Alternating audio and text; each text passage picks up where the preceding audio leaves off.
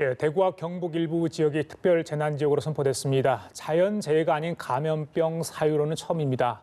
하루 확진자 수가 두 자릿수까지 줄긴 했지만 긴장을 늦춰서는 안 된다는 지적입니다. 한편 해외 코로나19 상황이 심각합니다. 국가 비상사태를 선포한 나라들도 늘고 있는데요. 이 관련 내용들 박민선 서울대 가정의학과 교수, 박원곤 한동대 국제지역학 교수와 함께 짚어보겠습니다. 네, 안녕하십니까? 어서 오세요. 어서 오십시오. 안녕하세요. 안녕하세요. 네, 먼저 국내 상황 좀 살펴보도록 하겠습니다. 네. 코로나19 사태와 관련해서 문재인 대통령이 경북, 경산, 청도, 봉화 세 곳과 경북 세 곳과 대구를 특별 재난지역으로 선포를 했습니다. 물론 전국적으로 확진자가 다 나오긴 했습니다만 특히 대구와 경북 지역 피해 상황이 심각하기 때문에 이곳 네 곳을 아마 먼저 좀 지정을 한 것 같습니다. 추가 지정 이야기도 나오는데 이만큼 상황 인식 그쪽 지역에 대한 관심을 갖고 있고 또 그쪽에서 많은 요청을 하지 않았습니까? 네, 그렇습니다. 지금은 이제 갑자기 환자들이 늘면서 그 환자들의 집중 관리를 할 수밖에 없었던 시기가 조금 지나면서 그 생명뿐만 아니라 그로 인한 생계라든가 다른 것들도 조금 책임을 져야 한다는 그런 의식하에 이런 일이 일어나고 있는 것 같고요.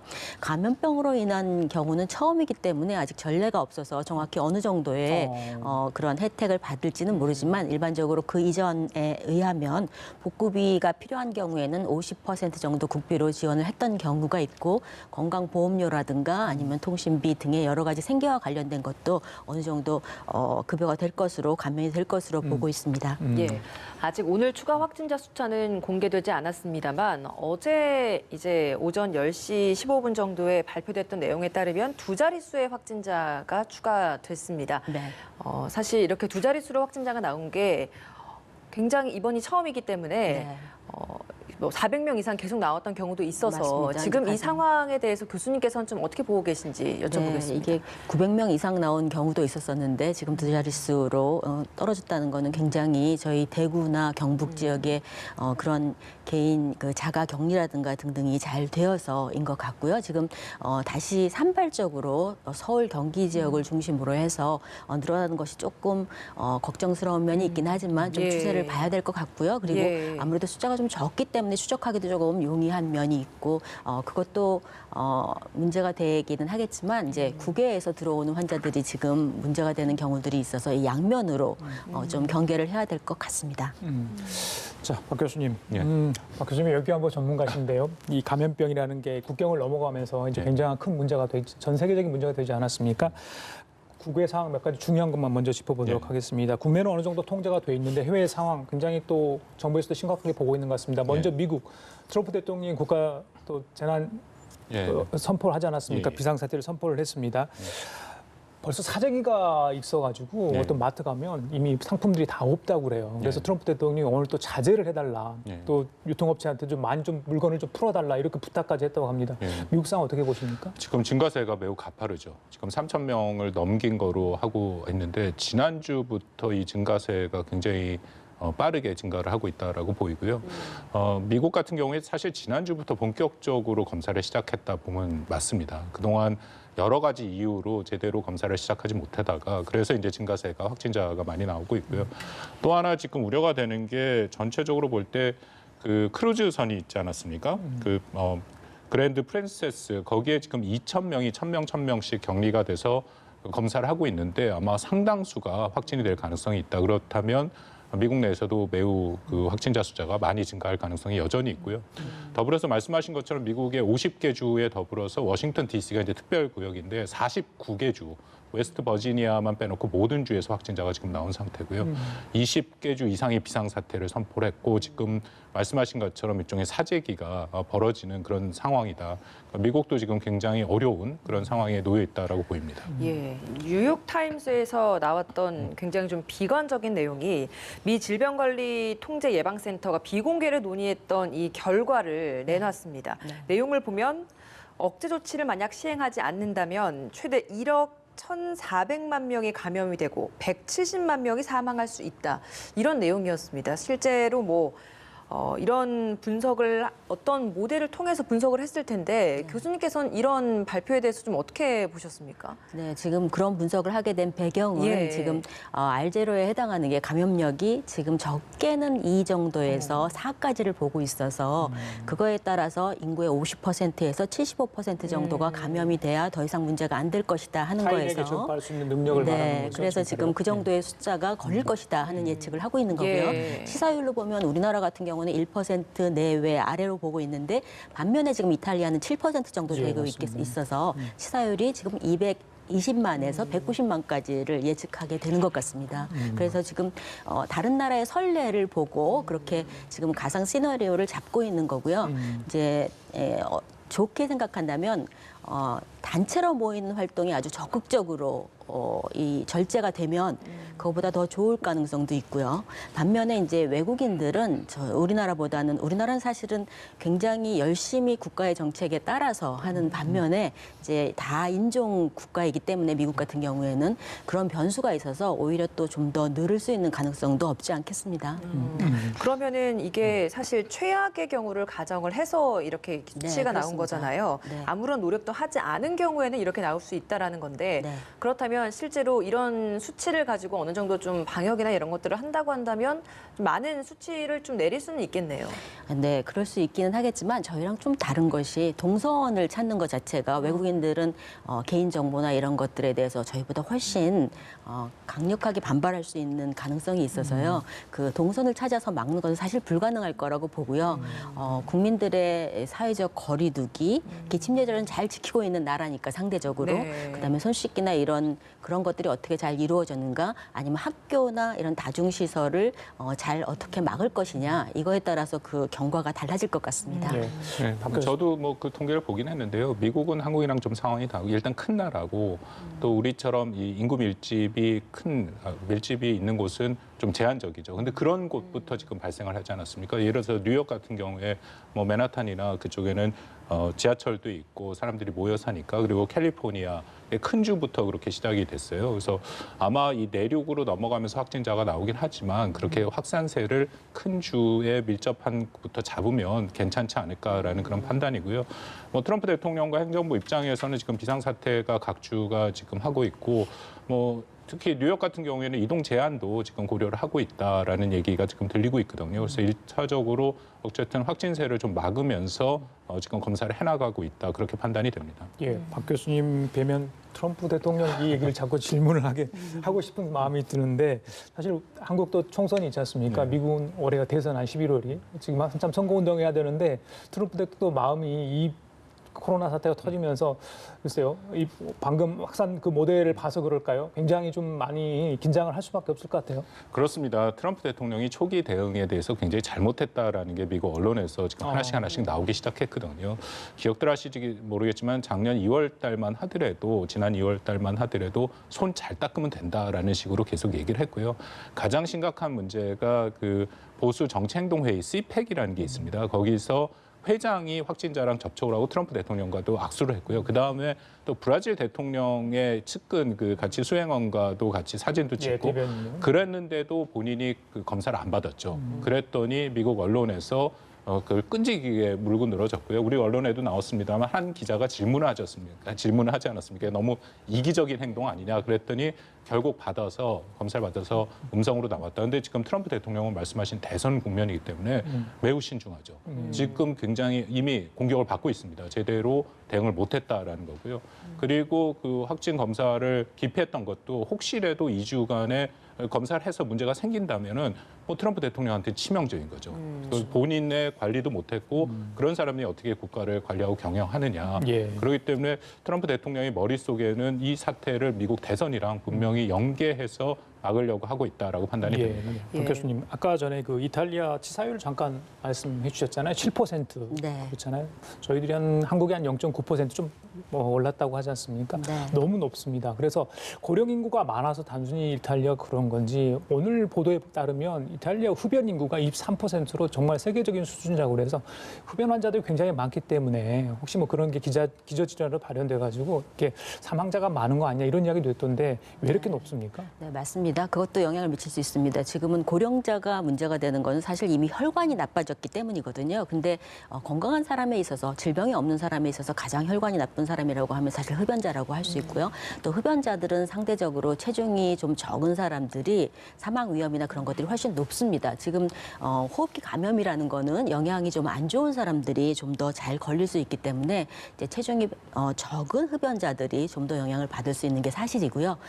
그리고 또 이제 우리나라는 이게 서서히 이게 준비를 하면서 문제가 됐다고 하면 이탈리아나 이런 다른 유럽 국가들은 지금 어떤 의료 시스템이나 체계가 저희보다 접근성이 굉장히 떨어집니다. 물론 이탈리아는 그 중에서 조금 공적인 게 좀 발달한 나라이긴 한데요. 유럽의 나머지 나라들은 조금 의료의 접근성이 조금 떨어지는 경향이 있기 때문에 아무래도 우리나라보다는 사망률이 높을 가능성은 높겠습니다. 네.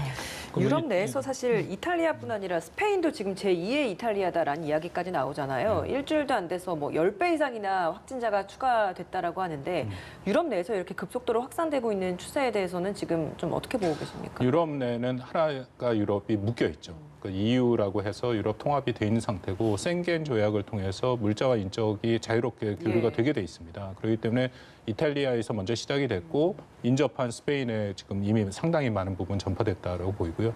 이탈리아가 그런 거에 대해서는 교수님 말씀 외에도 이탈리아가 사실 G7 선진국이지 않습니까? 그럼에도 불구하고 유럽의 다른 국가에 비해서 지금 사망률이 굉장히 높게 나온 이유 중에 하나가 공공의료 체계는 잘 돼 있는데 그만큼 아까 말씀드린 생겐과 유럽이 통합이 되니까 오히려 공공의료 체계가 잘 된 것이 마이너스가 돼버렸죠.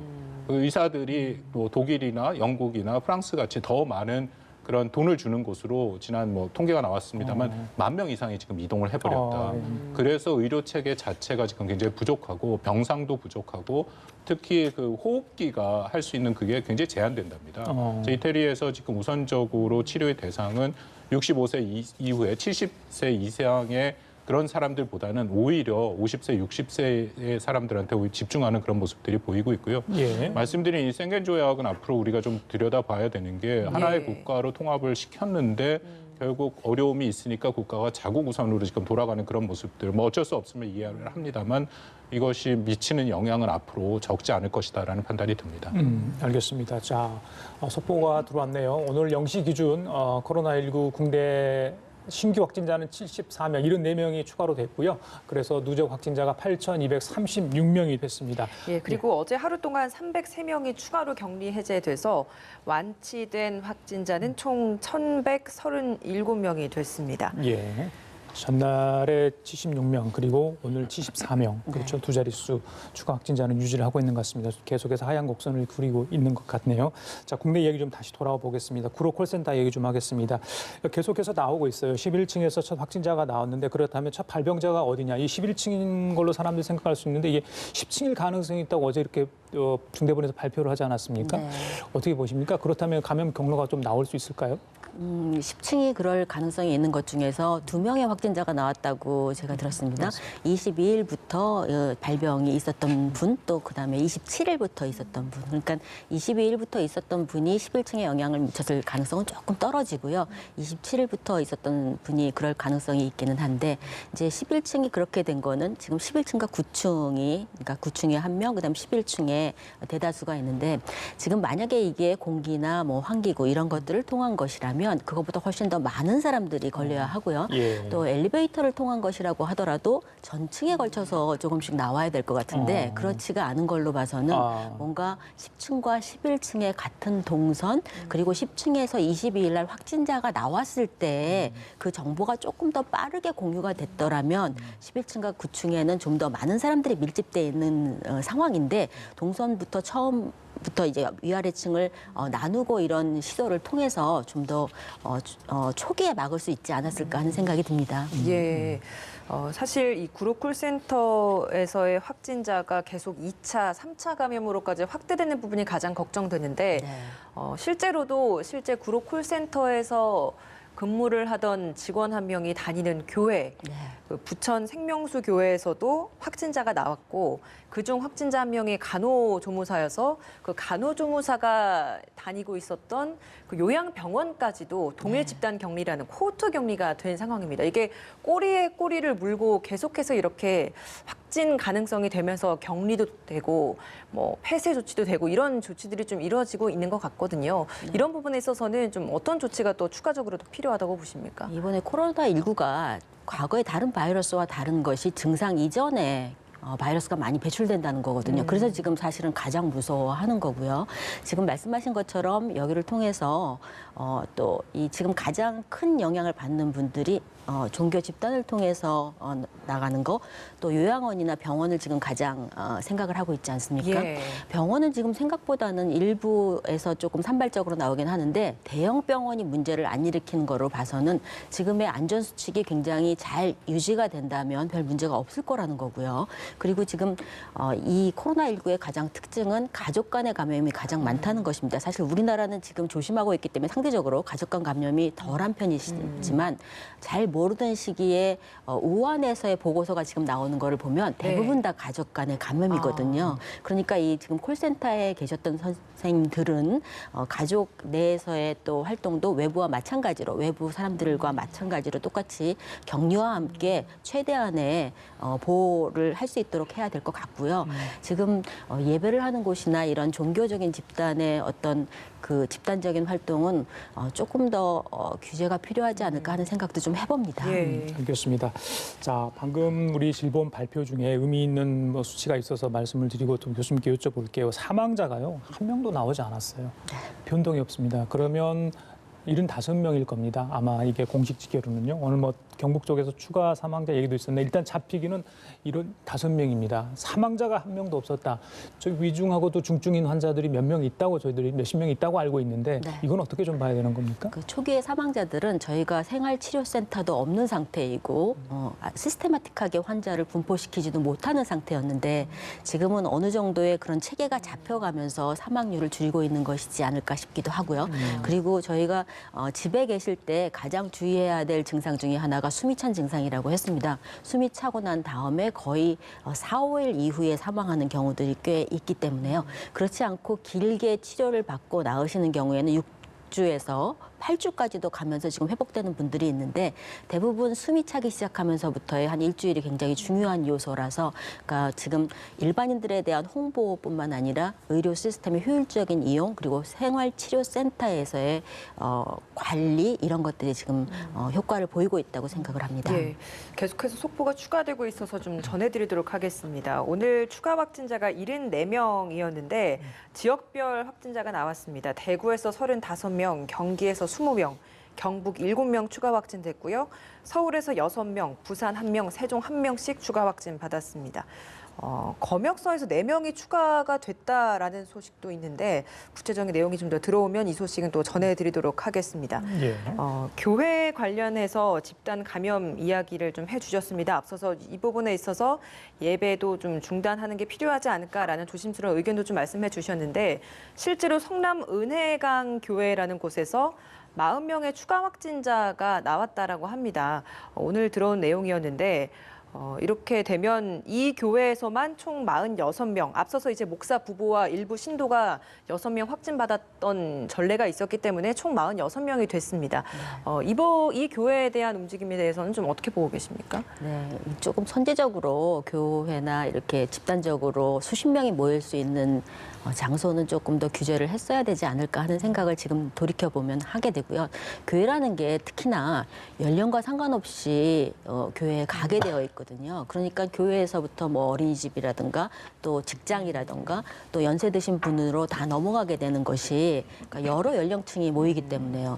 다행이었던 건 전에 신천지 같은 경우에는 젊은 집단이 많지 않습니까? 그래서 사망률에 영향을 별로 안 미쳤는데 지금 다른 지역의 서울, 경기 같이 사람들이 많이 밀집돼서 사는 곳에 교회라던가 예배 시설 뭐 이런 것들은 아무래도 다연령층 또 여러 가지 질환이 있는 사람들이 문제가 될 수도 있기 때문에 조금 더 주의를 기울여야 될 집단인 것 근데 같습니다. 어제 이제 예배를 강행했던 대형 병원도 있었고 거기에서 했던 이야기로는 철저하게 좀 방역을 하고 있고 관리를 하고 있고 신도들 간에 좀 떨어져 앉고 있다. 관리를 잘 하고 있다라고 했거든요. 이 정도면 괜찮은 겁니까? 지금 그래도 이제 어떤 거리를 두고 있다는 것도 다행이고 또 거기에 이제 마스크라든가 기본적인 건 다 하시고 있을 거예요. 예. 그런데 이제 문제는 그 또 얘기를 할 때 조금 내릴 수도 있고요. 또 화장실을 갈 때 문제라든가 그런 것들이 있고 그리고 이제 열이 안 나는 상태에서도 바이러스가 나갈 수 있는 것들이 있어서 그러니까 조금 컨디션이 좋지 않은 사람들은 이제 교회에 이뤄서 어쩔 수 없이 가게 되는 경우라도 조금 몸이 안 좋으신 분들은 좀 피하는 게 좋지 않으실까 하는 생각을 예. 합니다. 예, 신천지 대구교회가 한참 논란이 됐을 때 많은 교회들이 온라인 예배를 할지 또 교회 예배를 하지 않고 이런 조치를 했었는데 조금 느슨해진 것 아닌가. 이번 또 주말에도 많은 교회들이 중소형 교회들이 예배를 했다고 합니다. 조금 더 긴장해야 되지 않을까 싶고요. 정부 세종청사 얘기 좀 해보겠습니다. 해수부 같은 경우에 직원이 27명이다. 가족까지 포함하면 29명이죠. 어제 보니까 취재 기자를 통해서 들었거든요. 네. 거기 부분을 다 방역 조치를 했다고 합니다. 네, 문을 네. 닫고. 글쎄요, 이게 그 통로도 일부 폐쇄가 돼 있는 상태거든요. 그 구조가 이렇게 일직선으로 해서 모든 사람들이 왔다 갔다 할 수 있는 그런 구조거든요. 더 이상 뭐 확진자가 나와서는 안 되겠는데 감염 경로를 찾기가 좀 어렵다 이런 얘기가 있어요. 네, 그게 이제 처음 감염 경로를 지금 찾기가 어렵다는 보도를 들었는데요. 아무래도 이제 이런 분들은 접촉하는 분들이 아무래도 많았을 것 같고요. 모르는 사이에 또 대구 경북 지역 분이라던가 아니면은 확진자인데 잘 모르는 시기에 접촉을 했다가 이런 분들은 같이 회의라든가 그런 거를 통해서 함께할 기회가 많았지 않습니까? 그동안 컨트롤 타워 역할을 했었어야 하니까 다양한 일로 인해서 그랬을 것 같아서요. 그런 순간에 이렇게 모르는 사이에 퍼지게 되지 않았을까 싶고요. 이제 다들 지금 정부에 있는 컨트롤 타워에 계시는 분들은 좀 더 열심히 엄중하게 하시고 있을 텐데 그럼에도 불구하고 이런 일이 일어나면 문제가 될 수 있기 때문에요. 저희가 이제 낙인을 찍기보다는 이제 잘못하셨다고 생각하기보다는 예. 노력하시다가 이런 일이 생겼다고 좀 더 격려를 보내드리고 좀 더 주의하실 것을 요청드려야 하지 않을까 싶습니다. 예, 알겠습니다. 마스크 이야기도 좀 해보겠습니다. 오부제 시행 2주차에 접어들었습니다. 오늘은 다시 월요일로 시작이 됐기 때문에 출생 연도 끝자리가 1과 6에 해당하는 분들이 마스크를 약국이나 읍면 우체국 또는 하나로마트에서 구매를 할 수 있습니다. 사실 주말에 이 마스크를 평일에 구매하지 못했던 분들이 많이 몰리면서 좀 줄을 서는 모습도 많이 볼 수 있었다라고 합니다. 실제로 또 일부에서는 명의를 도용해서까지 마스크를 사는 사람들도 있었다고 해요. 좀 추가적으로 개선돼야 될 부분은 여전히 좀 남아 있는 것 같은데 교수님께서는 좀 어떻게 보셨습니까? 저희도 이렇게 할 수 있다면 일부 지자체나 아니면 구에서 하는 것처럼 이렇게 적절히 배분을 할 수 있으면 좋겠지만 아마 절대적인 숫자가 부족하기 때문에 이게 안 되는 거 아닌가 하는 생각을 하고요. 그리고 이제 마스크를 사러 가시는 분들이 젊은 연령층은 큰 무리가 없겠으나 이제 연세 드신 분들은 아무래도 또 이 감정적으로도 조금 불안하신 상태에서 그렇기 때문에 일이 일어날 수 있는 가능성이 있어서 우선은 마스크를 살 수 있는 시간에 대한 정보가 어느 정도는 약간의 오차 범위가 있더라도 어느 정도는 좀 그게 홍보가 된다면 이렇게 무리하게 아침부터 가셔서 힘들어 하시지는 않지 않을까 하는 생각을 하게 됩니다. 그래요. 박 교수님 어떻습니까? 교수님 제가 출석 연도는 모르겠는데 몇 월에 가시는 줄 알죠? 예. 저는 그 어플리케이션이 굉장히 유용하더라고요. 아, 보셨어요? 예, 동네에 있는 그 병원, 약국의 재고 현황이 파악이 돼서 그중에 가장 많이 재고가 남아 있는 곳에 가니까 쉽게 구했습니다. 직접 해보셨어요? 예, 해봤습니다. 아, 꽤 맞았나 보죠? 예. 그게? 그 뭐 딱 동네에 약국들이 다 뜨고요. 그 안에 이제 뭐 30개부터 100개, 100개 이상 아니면 품절 뭐 그렇게 다 뜨니까요. 실제 이제 그 입력하는 거하고 가서 현장하고 시차가 있어서 가더라도 못 구하는 분들이 굉장히 좀 있었거든요. 그래서 하나의 요령이 그래서 저는 100개 이상 나온 대로 가서 그 예. 시차가만 있어도 그 정도는 괜찮겠다 해서 예, 갔더니 또 그런 현명한 방법을 또 하셨군요. 예. 식약처에서 한국에서 KF94 지금 80%가 시중에서 이게 팔리고 있죠. 그런데 KF80도 무난하다. 이게 전문가들 얘기인 것 같습니다. 그래서 정부에서 이게 생산량 늘리겠다고 합니다. 네. 조금 더 구하는 데 도움이 되지 않을까 싶은데. 네, 맞습니다. 80으로 넘어가도 네. 이제 95만큼 못하지만 지금 95, 94가 거의 다른 거에 비해서 475배 보호력이 높아서 이제 사실은 이게 연구 결과가 의료진에 대한 결과들이 마치 일반인에 대해서는 기존에는 마스크를 권고하지 않았었거든요. 이번처럼 이렇게 초기에 전염력이 있었던 경우가 없었기 때문에 증상이 일어나면서 문제가 됐었기 때문에 없어서 지금까지의 근거로는 의료진을 대상으로 한 것을 보고 네. 할 수밖에 없는데 거의 475배 정도 그 보호력이 더 높기 때문에 의료진이나 이런 분들은 그런 것을 쓰는 게 맞겠고요. 예. 일반인들은 KF80을 써서 0.6 마이크로미터 미만의 것을 80% 정도 막는다고 하더라도 효과가 어느 정도 있을 것으로 생각이 듭니다. N95 마스크는 의료진들에게 우선적으로 좀 사용하는 게 맞다라는 말씀해 주셨는데 실제로 현장에서 의료진들이 마스크가 여전히 부족하다라고 하는데 의료진들에게는 사실 이 마스크가 굉장히 좀 전투복과 마찬가지로 중요한 수단이잖아요. 네, 맞습니다. 현장에서 혹시 들리신 얘기가 있는지 이것도 좀 궁금합니다. 저희가 갔던 분들은 뭐 사흘에 한 번 정도 갈아서 쓴다는 것을 초기에는 들었고요. 예. 지금은 이제 아무래도 특별 재난 지역 선포가 되고 좀 더 의료진에게 많은 양의 마스크가 공급될 거고 방호복도 우선적으로 공급될 것으로 생각이 되어서 조금 더 그런 것들이 완화될 것 같은데 그거의 분배나 이런 거에 있어서 좀 더 효율적으로 그런 것들을 지금 앱 얘기하신 것처럼 의료진 내에서도 그런 것들이 어디가 좀 더 부족한지를 시스테마틱하게 정보를 모아서 배분을 한다면 조그만 자원으로 좀 더 효율적으로 쓸 수 있지 않을까 하는 생각을 합니다. 병원 내에서도 마스크 부족한 것들을 어플리케이션을 통해서 확인할 수 있게. 네, 사실은 그러니까 저희 같은 대형 병원은 그렇게까지 예. 문제가 되지는 않고 환자를 외래에서 보는 그런 의사들은 지금 덴탈 마스크 같은 것을 쓰고 있기 때문에 실제적으로 확진자를 보는 사람들과는 다릅니다. 이제 가장 문제가 되는 거는 아직도 대구 경북에 그렇죠. 그쪽에 확진자들을 보고 계시는 분들이 가장 문제가 될 것 같고요. 그쪽에 우선적으로 배분이 되는 게 맞는 것 같습니다. 예. 자, 의료진들의 많은 노력 있기 때문에 완치자 숫자도 계속 늘고 있는 것 같습니다. 벌써 1,137명입니다. 1,000단위까지 올라갔죠. 그러다 보니까 아무래도 의료진들 지금 현장에서 많이 지쳐 있을 것 같고요. 물론 국민들이 많이 응원해주고 경도도 해주고 성원도 보내고 있지만은 글쎄요. 그것도 마음이 안 되잖아요. 다 잡고 일을 하고 싶어도 또 그 현장에 보면 애로사항이 많지 않습니까? 네, 체력이 떨어지면은 아무리 주의를 하려고 그래도 잠시 놓치고 에러를 낼 수가 있습니다. 그래서 지금 말씀하신 것처럼 여러분들의 그 염려의 말씀 또 격려의 말씀으로 굉장히 큰 힘을 얻는다고 얘기들을 하고요. 그 사람의 몸이라는 게 참 이 귀한 게 사실은 먹는 것도 없고 운동을 한 것도 없는데 갑작스럽게 좋은 일이 생기면 모든 혈관이 열리면서 몸이 확 돌기 시작하거든요. 예. 그렇게 되기 때문에 그 어느 순간에도 자꾸 이렇게 보시게 된다면 그런 격려의 말씀을 해주시는 게 이 순간은 가장 필요할 것 같습니다. 예, 그럼 실제로 혹시 좀 교대로 투입할 수 있는 의료진 숫자나 이런 것들은 있나요? 네, 아직 정확히 알고 있지는 않은데요. 이제 지금 특별 재난 지역 선포와 더불어서 공공 의료 부분에서 오신 분들은 한 달 정도, 공공의 의료에서 오신 분들은 14일 정도, 또 민간에서 오신 분들은 한 달 단위로 해서 교체될 것으로 지금 예측을 하고 있습니다. 예. 그리고 뭐 기존에 공보이라든가 군의관 선생님들 가시고 계시고 사실 저희처럼 국가병원의 선생님들도 지금 교대로 가고 있거든요. 그래서 만약에 좀 더 필요하다면 좀 더 그 범위를 넓히게 될 가능성이 있습니다. 교수님, 저희들 개학 연기 이야기다 말하지 않습니까? 네. 예, 교육부도 좀 고심할 것 같아요. 한 번 더 할지, 4월 개학까지 이야기가 될지 어떻게 보십니까? 네, 그 대학의 학사 일정이라든가 초중고의 그런 교육 일정 때문에 문제가 될 것 같긴 한데요.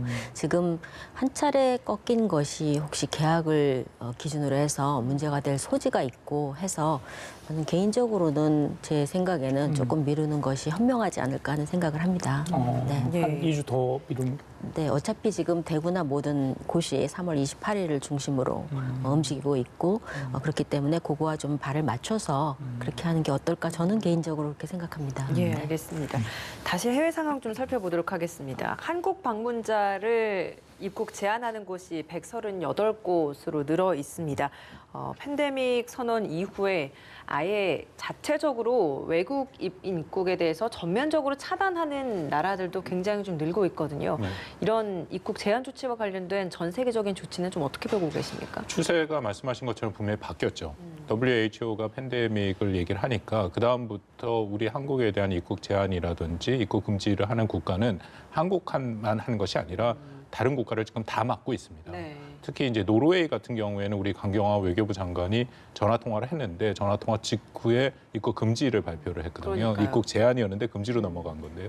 근데 그 노르웨이도 한국뿐만 아니라 외국에 대해서 다 입국 금지를 하고 있는 상황이죠. 예. 그래서 지금 아마 이 추세는 계속 늘어날 겁니다. 그렇다면 이전에는 뭐 한국, 중국, 뭐 일본은 일본, 이탈리아 같이 이제 확진자가 많이 나온 국가 중심으로 국가들이 문을 담갔다면은 지금은 다른 국가를 전체를 다 대상으로 해야 되는 것이고요.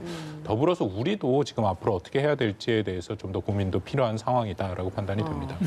네, 그렇게 강경화 장관이 별도로 통화를 했는데도 바로 이렇게 입국 금지 조치로 전환시킨 것 실제적으로 저 외교적 관리로 봤을 때는 좀 이게 결례가 아닌가라는 생각도 드는데 어떻게 보고 계십니까? 지금 말 그대로 팬데믹이니까요. 각 국가가 지금 외교적 결례 같은 것을 우선적으로 외교적 기존에 있었던 규범을 지키기엔 매우 어려운 상황이죠. 그래서 지금 제가 뭐 외교부에도 기회가 있으면 계속 얘기를 합니다만 예. 앞으로 숫자는 계속 늘어날 겁니다.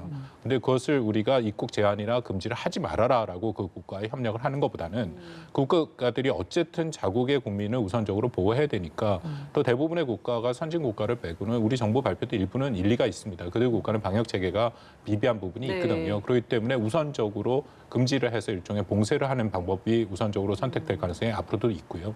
그렇다면 우리 정부가 외교부가 노력을 해야 될 것은 입국 금지나 제한을 막는 것이 아니라 그들 국가가 앞으로 언제 입국 금지와 제한을 할 것인가 그것을 우리와 사전에 최소한 상의를 해서 우리 국민이 피해를 받지 않도록 해야죠. 지금 여전히 중국 사례를 얘기 안 할 수 없는 게 22개 성에서 막고 있지 않습니까? 네. 숫자가 줄었다 하더라도 제가 확인하기로 500명 이상의 우리 국민이 여전히 격리가 돼 있는 상태인데요.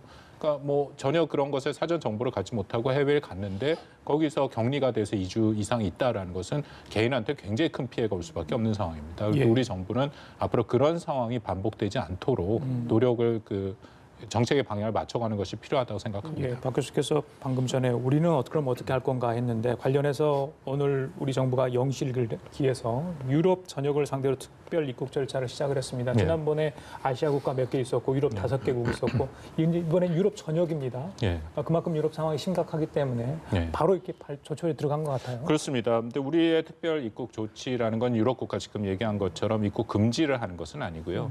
들어오긴 하되 우리는 일단 발열과 호흡기 증상 검사를 받도록 그렇죠. 하고 그다음에 이제 어플리케이션에 따라서 확인을 하는 거죠. 예, 예. 근데 그만큼 근데 우리가 어쨌든 이 경고의 수준을 높인 거고 또 유럽도 나름대로 지금 상황이 매우 어려워서 자국민의 이동 제한을 할 가능성도 있고 이미 몇몇 국가는 시도를 했거든요.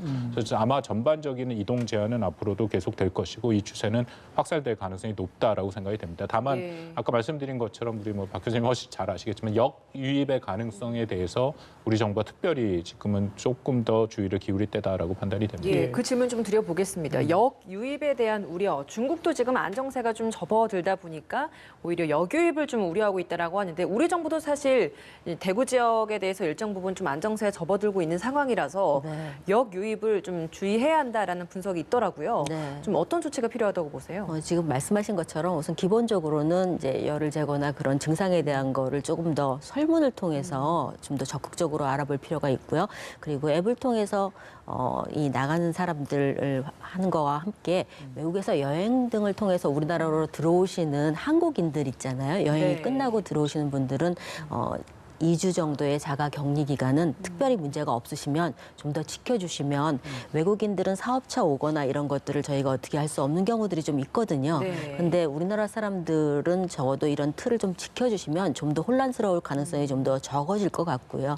지금은 말씀하신 것처럼 국내에서는 어느 정도의 경각심을 갖고 있기 때문에 확 퍼질 가능성이 적은 반면에 외국에서 오신 분들이 일정 어떤 일 때문에 다니시는 것들이 어떤 동선이 길어지면 문제가 문제가 더 커질 수가 있어서 방역 당국에서도 지금처럼 앱을 그냥 하는 것뿐만 아니라 거기에는 리플라이를 안 하면 어떻게 할 수 있는 도리가 없거든요. 네. 그래서 그것보다는 조금 더 전화나 뭐 이런 것들을 통해서 한 번 더 컨택을 시도한다든가 이런 것들도 고려를 해봐야 될 것 같습니다.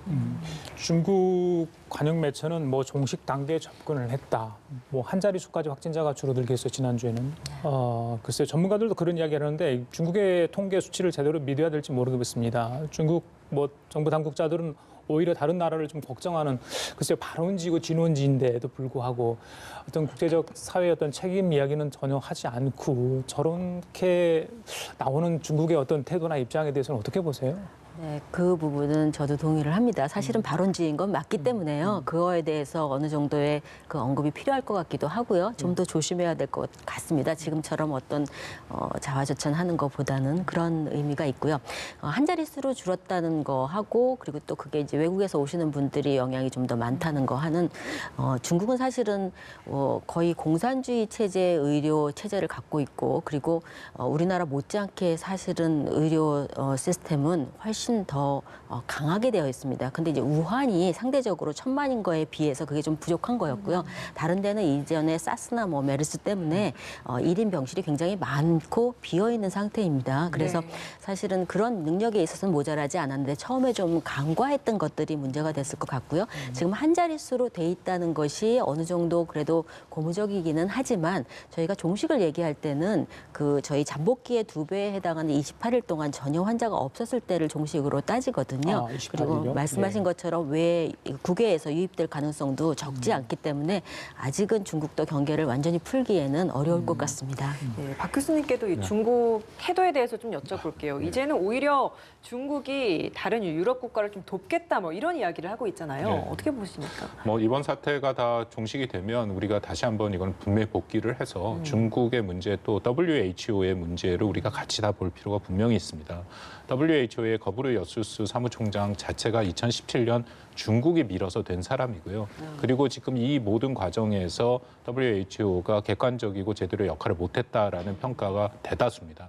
저도 굉장히 아쉬운 게 거부르 여수스 사무총장이 계속 얘기를 한 걸 따라오면 초반에 이게 분명히 문제가 있다라는 것을 확실히 밝히고 비상사태를 빨리 선포해주면 그랬으면 이게 이렇게까지는 안 될 가능성이 높지 않았는가. 비상사태를 선포를 하면서 하는 얘기가 어쨌든 물적의 이동, 그러니까 사람과 그 물자의 이동을 제한하지는 않지만 최소화하는 것이 좋다라고 WHO가 그 정도 권고만 해줬어도 우리 정부를 비롯해서 일본과 많은 국가들이 훨씬 부담 없이 중국과의 관계를 생각 안 하고 WHO의 그런 또 제언을 따라갈 수가 있거든요. 사실 국제기구가 그런 역할을 하려고 만들어 놓은 겁니다. 왜냐하면 각 국가는 자국의 이득을 쫓아갈 수밖에 없는 상황이기 때문에 일종의 명분과 그런 규범을 확립해서 국가들의 협력을 이끌어내자 하는데 이번에 그런 부분이 매우 아쉬운 부분이 있었고요.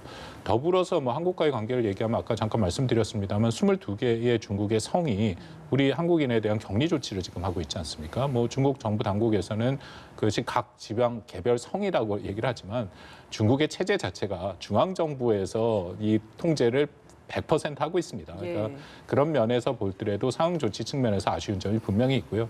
마지막으로 말씀드리면 이미 북경시, 베이징시에서는 외국인 입국 금지를 사실상 지금 선포를 한 거죠. 지금 못 들어오게 하고 들어오더라도 14일을 격리하는데 격리 비용을 본인이 내라. 그건 결국 입국하지 말라는 얘기거든요. 그러니까 이런 상황 전체를 놓고 봤을 때 과연 어떻게 하는 것이 이 세계적인 현상을 막는 방법인가에 대해서 우리가 분명히 다시 한번 나중에 복귀할 필요는 있다고 생각합니다. 예, WHO도 우리 한국의 어떤 대응 방역 조치에 대해서 높게 평가를 하는 것 같습니다. 물론 WHO뿐만 아니라 외국, 특히 미국도 이제 보건 당국자들이 심심찮게 공식 석상에서 우리 한국을 인용을 합니다. 진단 검사 얘기도 하고요, 드라이브스루 그 순차 진료 이야기도 하고요. 좀 저희들이 좀 잘한 부분도 분명히 있어 보여요. 그럽니다. 뭐 그렇죠. 지금 미국에서는 언론뿐만 아니라 미 의회에서도 굉장히 긍정적인 얘기가 많이 나오는데요. 특히 미국과 비교를 해서 하는 얘기가 말씀드린 것처럼 미국이 본격적으로 확진자 검사를 한 것이 지난주부터입니다. 그렇기 때문에 한국이랑 계속 비교가 되죠. 그래서 예를 들어서 뭐 캐러리 멀러니 미 하원 관리개혁위원회 지금 청문회가 계속 열리는데 뭐 이런 얘기를 했습니다. 미국은 그 당시까지 4,900명을 검사를 했는데 한국은 20만 명을 검사했다. 왜 이렇게 미국은 그 검사가 늦어지느냐, 한국은 잘하는 데 비해서 그런 얘기들이 분명히 나와 있고요. 말씀하신 그 이동식 검사대라는 것은 뭐 이미 벌써 미국이 받아들여서 시도를 하고 있는 한국의 새로운 방법이다라고 얘기를 하고 있고 또 하나 마지막으로는 한국과 중국의 이 대응에 대해서도 상당히 대비되는 얘기가 있습니다. 중국이 결과로만 보면 상당히 잠재운 것은 사실이지만 그들의 방법은 굉장히 통제를 했고 또 비판의 목소리를 다 없애버린 형태였고요.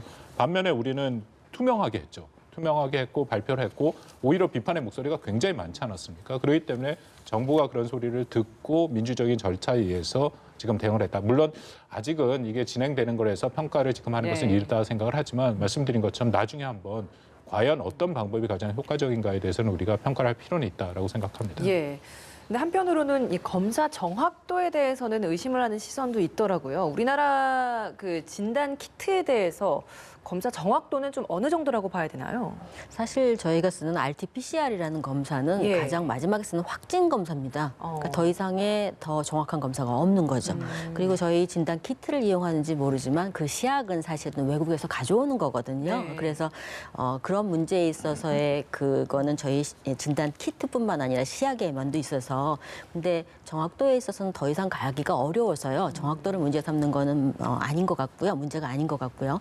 다른 검사들 이렇게 신속하게 하는 검사들의 항체를 검사하거나 항원 항체 반응을 보는 것들은 처음에 항체가 안 생기는 시기에는 그걸 놓칠 수가 있는 거거든요. 그래서 아마 그때 그 FDA에서 한 것들은 저희 근본적인 RT-PCR을 얘기하는 게 아니라 그런 검사를 얘기하는 것 같습니다.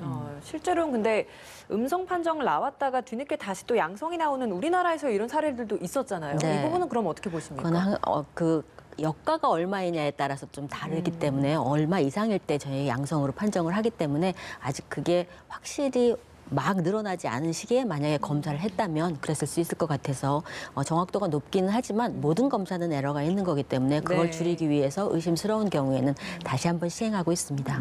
왜 그렇다면 미국 그 공화당 의원은 이런 이야기를 했을까요? 오해를 살 만한. 뭐 미국 언론에서 나온 거 보니까 우리가 하고 있는 진단 키트와는 다른 거를 지금 잘못 착각을 해서 얘기를 했다. 그 미국 FDA에서 승인을 못 받은 거를 갖고 그렇다고 얘기를 했다 그런 지금 보도도 나오거든요. 그러니까 지금 미국의 의회도 굉장히 여러 가지로 긴장하고 있는 것은 사실입니다. 확진자가 지금 6명, 격리자가 지금 6명 이상 나오고 보좌진도 확진 중에 확진자가 나와서 미국 의회 자체가 지금 셧다운될 가능성도 배제하지 않고 있는 상황이거든요. 예. 알겠습니다. 검사의 신뢰에는 의심할 여지가 없다. 이게 우리 정부의 입장인 것 같습니다.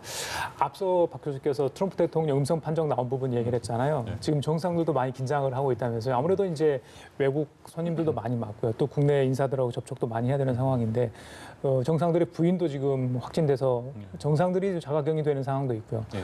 글쎄요, 정부 정책 수행하는 최고 수장이 이렇게 했다면 글쎄요, 뭐 확진까지 아닙니다만은 어떻게 좀 봐야 되겠습니까? 뭐 매우 어려운 상황이죠. 지금 스페인 총리랑 캐나다의 트레두 총리 같은 경우에 부인이 해서 자가격리에 들어갔고 근데 각국의 정상이 하는 가장 핵심적인 일이라는 것이 자신들의 임무가 하나는 이제 뭐 당연히 내치를 하지만 하나는 해외에 있는 그런 대외 관계를 대표하는 거 아닙니까? 해외에서 굉장히 많은 사람들이 찾아오고 또 그러기 때문에 많은 회의도 하고 그들과의 정상회의도 있고 그런 만큼 위험성이 높아지는 거죠. 근데 지금 이런 상황이 된다면 특히 유럽에서 그런 일이 발생을 했기 때문에 아마 이 정상 간의 교류도 당분간 줄어들 가능성이 매우 높다라는 판단이 들고요. 예. 뭐 어쩔 수 없이 지금 많은 부분이 이미 지금 취소가 되고 있고 뭐 대표적인 것이 뭐 시진핑 주석의 원래 방안도 전반기에 우리가 예정을 하고 추진했습니다만 그것도 일단은 좀 홀드된 그런 상태이기 때문에 아마 이런 현상은 앞으로 당분간 지속될 것이다라고 생각이 됩니다. 코로나19로 인해서 글로벌 경제 위기도 굉장히 좀 피해가 막심합니다. 정상들이 직접 만나지는 못하지만 화상으로라도 이런 G7 혹은 G20 정상회의를 좀 하자라는 좀 추진을 하고 있는 것 같거든요. 정상들이 좀 머리를 모았다면 좀 어떤 좀 같은 시너지 효과를 낼 수 있을지 이 부분도 좀 전망을 좀 해주시죠. 저는 매우 중요하다고 했는데 좀 늦었죠. 그러니까 G7, G20 또 UN의 WHO와 함께 이 화상회의 같은 이런 식의 회의를 진작에 했는 것이 맞습니다. 그래서 각 국가가 앞으로 어떻게 할지 최소한도의 공감대와 일종의 규칙을 만들어서 진행을 했으면 세계가 이렇게 혼란에 빠지지는 않았겠죠. 그래서 앞으로 어떤 단계에 어떤 수준이 오면 뭐 예를 들어서 확진자가 어느 정도 나오고 각국의 사태가 어떠면 우리는 여기서 입국 금지를 하겠다라는 것을 최소한도의 공감대가 있었으면 되는데 아까 말씀드린 것처럼 이런 역할을 WHO가 해줬으면 좋은데 만약에 안 된다면 역시 이런 강대국들과 선진국들이 모여서 이렇게 회의를 해서 만들어내는 것이 중요하죠. 근데 안타깝게도 뭐 이미 일부 알려졌습니다만 미국과 중국이 이 문제를 놓고 서로 간에 굉장히 감정 싸움만 하고 왔었거든요. 지금까지. 예를 들어서 1월 30일 날 윌버 로스 미 상무부 장관 같은 경우에는 그때는 이제 미국은 별로 확진자가 없을 때고 중국이 심각할 때인데 뭐라고 얘기를 했냐면요. 오히려 이것이 미국한테 기회다. 미국의 경제가 더 좋아지고 중국과의 패권 경쟁에서 우리가 확실히 승산을 가질 수 있다. 이제 그런 얘기도 하고 거기에 대놓고 또 중국은 또 반발하고 이런 국가 가장 강대국 두 국이 협력의 모습을 보였다면 그리고 뭐 백신 개발도 결국 그 두 국가가 주도를 해나가야 되지 않겠습니까? 그랬다면 지금 상황이 좀 달라졌을 텐데 아쉬움이 있습니다. 그러면 G7 화상회의 이 프랑스 대통령의 제안으로 지금 열릴 것 같아요. 오늘 16일에 17일인가 열리죠? 네. 예. 어떤 내용들을 주로 다룰 수 있다고 봅니까? 물론 이제 코로나19 관련해서 국제사회가 대응할 수 있는 부분들. 근데 이 WHO를 제외하고 이야기를 해야 될 각국 정상들 해야 되는데 각국마다 또 상황이 다 다르잖아요. 네. 예, 어떻게 무슨 얘기가 그래서 나올 수 모여서 저는 얘기를 해야 된다. 각국이 지금 처한 상황이 다 다르고 또 유럽은 하나로 묶어서 지금 얘기를 할 수 있으니까 미국과 유럽과 사실 또 아프리카나 그런 국가들이 사실상 이것이 확산되면 정말 방법이 없죠. 그러니까 그런 거를 좀 선진국에 모여서 어떻게 이것을 방지할 것인가에 대해 최소한도의 얘기를 하고 또 그것이 정상 간에 계속 얘기가 안 된다면 뭐 실무 당국자들끼리의 일단 협의체를 만들어서 WHO도 같이 해서 그게 그야말로 국제적인 협력이죠. 그런 방법을 하는 것이 중요하다라고 보이고요. 또 하나는 경제 문제죠.